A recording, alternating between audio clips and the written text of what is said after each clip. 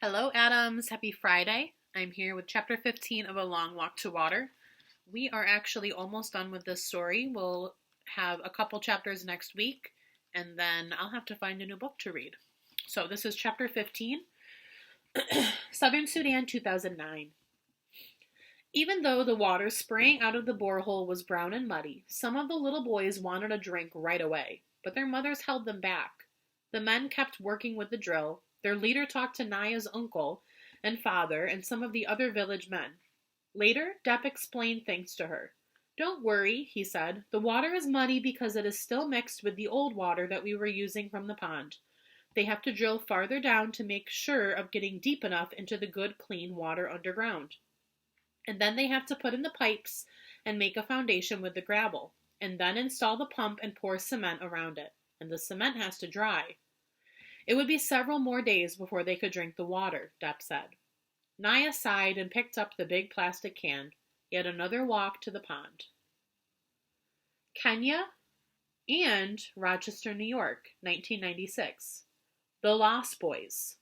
That was what they were being called in America. The boys who had lost their homes and families because of the war and had wandered lost for weeks or months at a time before reaching the refugee camps. The aid worker explained this to Selva and the 8 other boys he would be traveling with.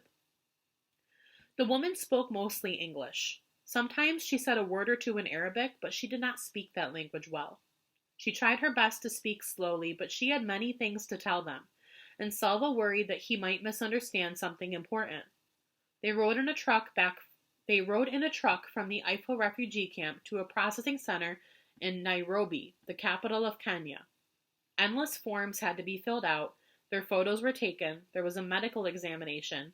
It was all a blur to Selva, for he was too excited to sleep, which made him too tired to grasp everything that was happening. But there was one clear moment, when he was given new clothes. In the camp, he'd worn an old pair of shorts and an even older t-shirt. He had taken as good care of them as he could, but there were holes in his shirt, and the waistband of his shorts was stretched out and threadbare. The camp workers handed out clothing whenever donations came in, but there were never enough clothes for those who needed them.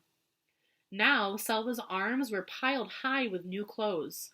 Underwear, socks, sneakers, a pair of long pants, a t-shirt, and a long-sleeve shirt to wear on top of it.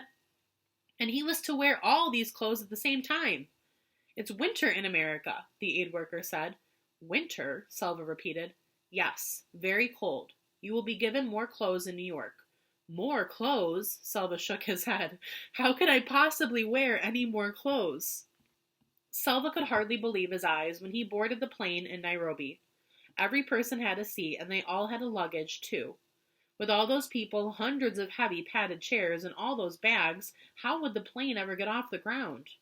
Somehow it did, not like a bird lifting off lightly, with a quick flapping of the wings, but with shrieks and roars from the engines as the plane lumbered down the long runway, as if it had to try as hard as it could to get into the air.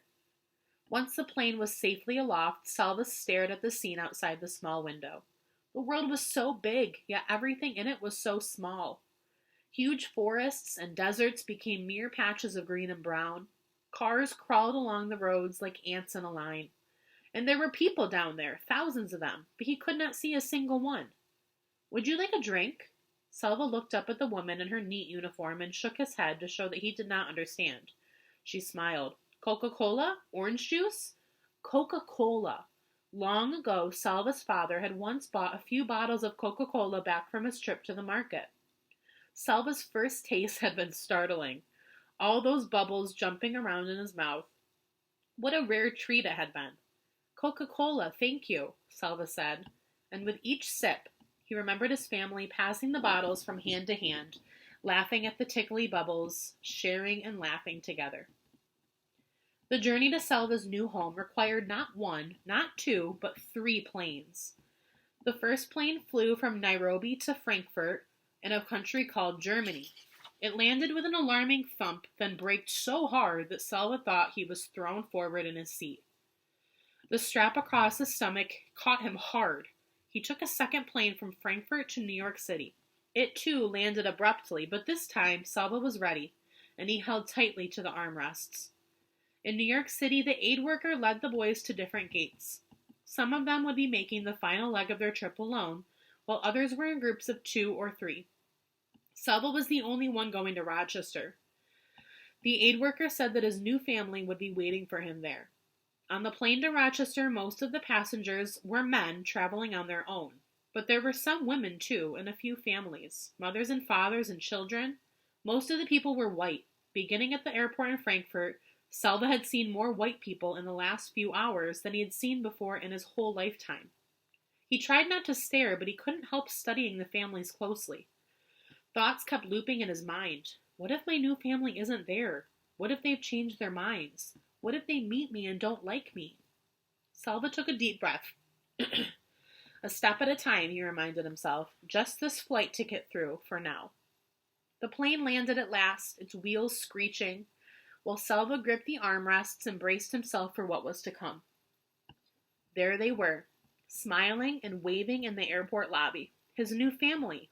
Chris the father, Louise the mother, and 4 children. Selva would have siblings, just as he had before.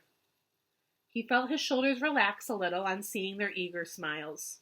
Selva said hello and thank you many times, for in his fatigue and confusion, these were the only words he felt sure about. He could not understand what anyone was saying, especially Louise, who spoke so quickly that at first he was not even sure she was speaking English. And yes, they did have more clothes for him. A big puffy jacket, a hat, a scarf, gloves. He put on the jacket and zipped it up. The sleeves were so bulky that he felt as if he couldn't move his arms properly. He wondered if he looked very foolish now, with his body and arms so fat and his legs so thin. But none of the family laughed at him, and he soon noticed that they were all wearing the same kind of jacket. The glass doors of the airport terminal slid open. The frigid air hit Selva's face like a slap. Never had he felt such cold before. In the part of Africa where he had lived all his life, the temperature rarely dropped below 70 degrees. When he inhaled, he thought his lungs would surely freeze solid and stop working, but all around him, people were still walking and talking and moving about. Apparently, it was possible to survive in such cold temperatures, and he now understood the need for the awkward padded jacket. Selva stood inside the terminal doors for a few moments. Leaving the airport felt like leaving his old life forever. Sudan, his village, his family. Tears came to his eyes, perhaps from the cold air blowing in through the open doors.